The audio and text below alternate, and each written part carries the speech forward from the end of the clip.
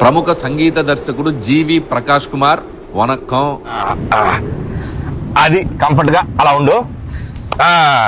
Comfort మన సినిమాలో పాటలు ఎలా ఉండాలంటే జీవి, క్లాసు పాట, మాసు పాట, ఎమోషనల్ పాట, మెలోడీ పాట, డీజే పాట, బీజిఎం పాట, ఇంకేదో పాట ఉండాలయా, ఆస్కారు పాట, గ్రామీ పాట. ఏమి టైం ఉందా జీవి నీలో? మ్యూజిక్ సిట్టింగ్ అని పిలిచి ఈ ఫిట్టింగ్ ఏంటి మహాప్రభు? ఏమి లేదయ్యా జీవి, నువ్వు హీరోగా బిజీ, ప్రొడ్యూసర్ గా బిజీ, మ్యూజిక్ డైరెక్టర్ గా ఇంకా బిజీ. ఒక్క మనిషి ఇన్ని పనులు చేయొచ్చా? బాగా కుళ్ళుబోతు మనిషిలా ఉన్నాడే.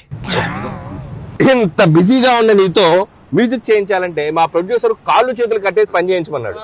నేనే కాస్త వెరైటీగా ఉంటుందని పాతి పెట్టేసి చేస్తున్నాను. ఆహా, ఓహో, ఏమి తెలివి మహాప్రభు. అదేదో కాస్త చప్పట్లు కొడుతూ పోగొచ్చు కదయా. కొట్టానండి లోపల, మీకు కనపడట్లేదు.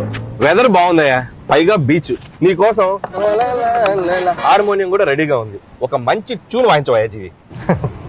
ట్యూన్ కొట్టాలంటే హార్మోనియం ఉంటే సరిపోదా, 2 చేతులు 10 వేలు కూడా కావాలి.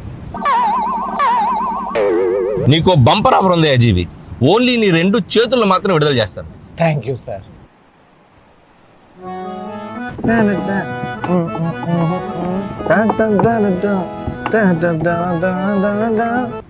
అనిల్ సార్, చెప్పమ్మా. నాకు ఒక లిరిక్ రైటర్ ఇస్తే చాలా కంఫర్టబుల్ గా ఉంటుంది. లిరిక్ రైటరా? ఎప్పుడో రెడీ. అతన్ని పాతి పెట్టి 2 రోజులైంది. మాసు పాట, క్లాసు పాట, 2-4 పాట, 6-8 పాట, మెలోడీ పాట, ఫాస్ట్ పాట, అనిల్ గారు ఓకే చేసిన పాట.